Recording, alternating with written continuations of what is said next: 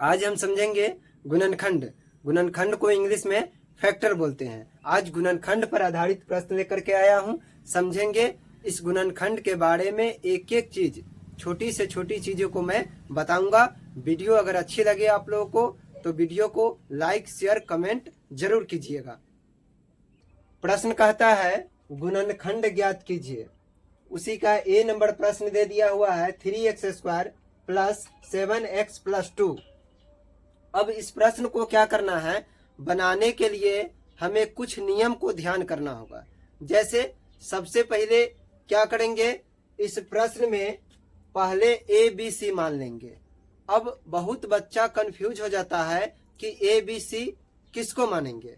तो देखिए, आज मैं बता दूं इस वीडियो के माध्यम से आप लोगों को, जब भी x² या y² या z² यानी ABCD का कोई भी संख्या हो जिस पे स्क्वायर लगा हो तो उसको हमेशा a मानेंगे।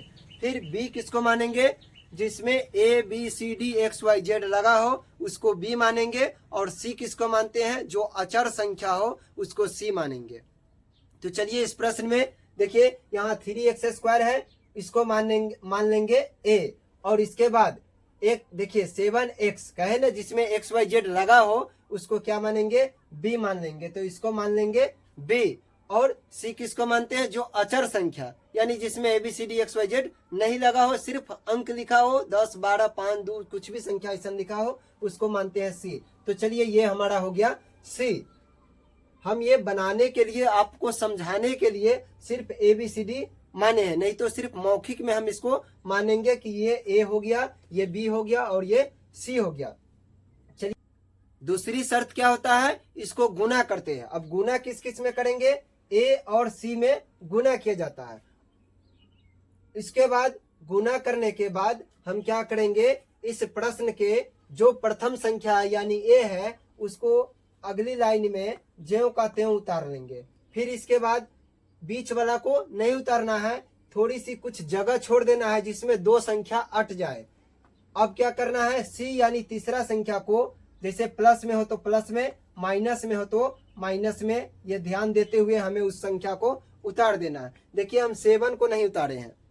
अब क्या करना है, इसी 7 को यहाँ पर दो ऐसी संख्या में तोड़ना है।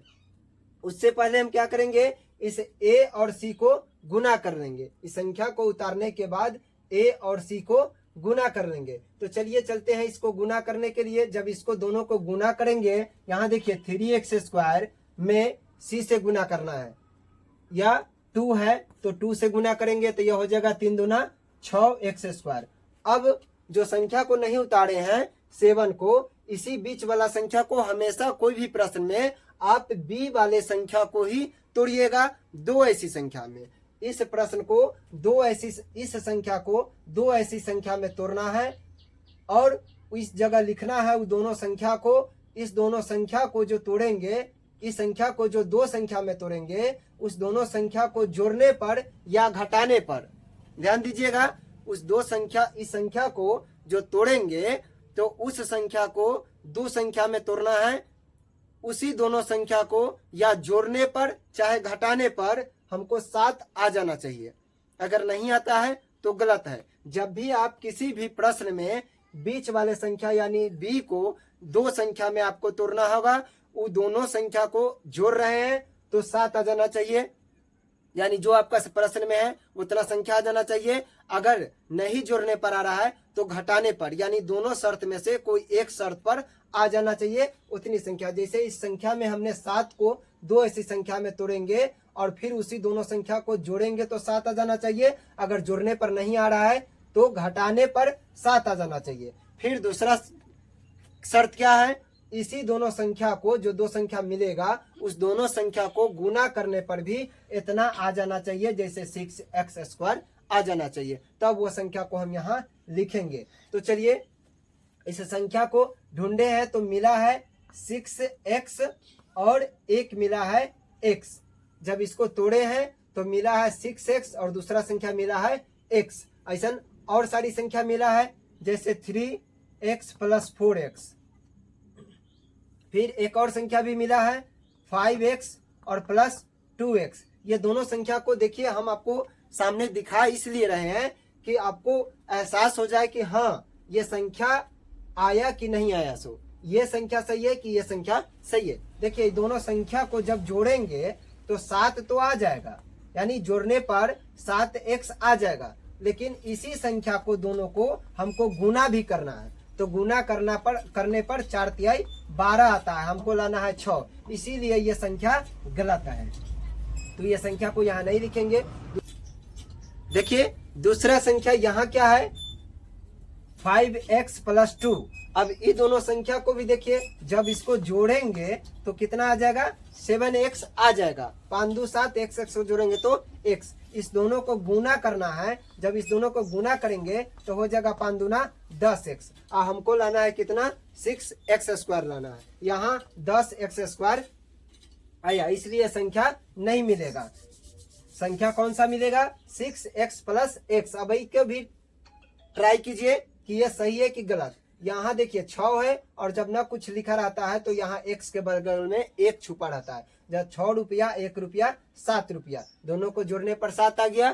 फिर इस दोनों को गुना करने पर भी उतना आना चाहिए। 2 शर्त पूरा ना है, या जोड़ने चाहे घटाने पर, और दूसरा शर्त है उसी दोनों संख्या को गुना करने पर भी उतना आना चाहिए। तो इस दोनों को जब गुना करेंगे, 6x को x से 6x को x से गुना करेंगे तो यहाँ 1 छुपा रहता है, 1 से गुना करेंगे 6 एकम 6, x में गुना करेंगे तो x²। देखिए 6x² आया, इसलिए यही संख्या हमारा मिला है 6x + x। जब इस तरह के संख्या मिल जाए तो अब हम करेंगे क्या, ये दोनों में जोड़ा मिला लेंगे, यानी दो संख्या का। जैसे ये जोड़ा मिल गया, एक संख्या ये और दूसरा ये जोड़ा मिल गया। अब करना क्या है, आपको इस तरह से डंडा नहीं खींचना है, हम सिखा रहे हैं, बता रहे हैं, इसलिए डंडा खींच रहे हैं। आप समझिएगा कि ये दोनों मेरा एक संख्या हो गया, ये दोनों का जोड़ा एक वो संख्या हो गया। अब इस दोनों जोड़ा में क्या करना है, इस दोनों संख्या में कॉमन लेना है। क्या करना है, कॉमन लेना है। अब कॉमन कैसे लेते हैं, सो देखिए, जब भी कोई भी संख्या में, जैसे यहाँ 2 संख्या है, अब दोनों संख्या में एक तरह की संख्या जब मिले तो उसको कॉमन ले लेंगे, यानी बाहर छांट लेंगे। तो ऐसी संख्या आपको ढूंढना है दोनों में कि एक तरह की संख्या क्या मिल रहा है। तो देखिए यहाँ क्या है, 3x²। अब इसको तोड़ लीजिए, लिखिए यहाँ पर 3x², थोड़ा आसान लगेगा।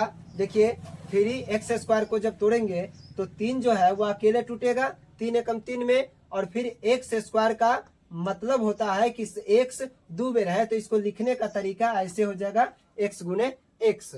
अब आगे देखिए क्या है, 6x है, 6x को भी यहाँ पर लिख लीजिए। देखिए दोनों संख्या में एक संख्या यहाँ लिख दिए, एक संख्या को यहाँ लिख दिए। अब इसमें भी इसको तोड़ना है 6 को, तो यह टूटेगा क्या, 3 दूना 6, यानी 3 और 2 में टूटेगा। फिर एगो x है तो एगो x यहाँ लिख देंगे।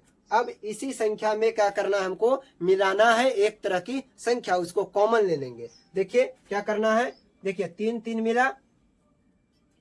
आगे दूसरी संख्या, जैसे यहाँ क्या है 2, और इसमें 2 ढूंढना है, तो 2 कहीं नहीं है, तो ये 2 का साथी नहीं मिला। फिर आगे देख रहे हैं यहाँ x है, यहाँ भी x है, तो एगो x मिल गया। दूसरा संख्या देख रहे हैं, इसमें x है लेकिन इसमें नहीं है, तो उसका साथी नहीं मिला। अब जो जो मिला है उसको कॉमन ले लेंगे, यानी बाहर छांट लेंगे। तो देखिए इसमें मिला क्या, 3 मिल गया, तो 3 को लिख लिए। फिर इसके बाद दूसरा संख्या क्या मिला, x मिला, तो x उसमें से लिख लेंगे। देखिए ऊपर भी एक, नीचे भी 2 संख्या दिखाई देता है, दोनों संख्या में सिर्फ एक ही को लिखना है। हमें दोनों लाइन में मिलाना है कि एक तरह की संख्या है या नहीं। तो देखिए क्या मिला, 3 मिल गया, 3 लिख लिए, x मिला तो x लिख लिए। अब यहाँ 3x हमको मिल गया। इसके बाद ब्रैकेट शुरू करेंगे, यानी कोष्ठ शुरू करेंगे। अब 3x² वाले में ये जो संख्या है, इसमें देखिए यहाँ पर क्या लिखेंगे, जो बच गया वह संख्या लिखेंगे। तो यहाँ क्या बचा हुआ है, 3x² वाला में एगो x बचा हुआ है, तो यहाँ लिख लेंगे एक x। और कोई संख्या नहीं बचा हुआ, अगर बचा रहता तो यहाँ लिखते। आगे देखिए, इसके बाद यहाँ जिस चीज का चिन्ह रहेगा उस चीज का चिन्ह डालेंगे। अगर प्लस का रहेगा तो प्लस का, माइनस का रहेगा तो माइनस का। तो यहाँ प्लस का चिन्ह है, प्लस का चिन्ह डाल दिए। फिर 6x है, 6x वाला में क्या बचा हुआ है, तो 3 और x मिल गया है, उसको बाहर छोड़ दिए, यानी कॉमन ले लिए।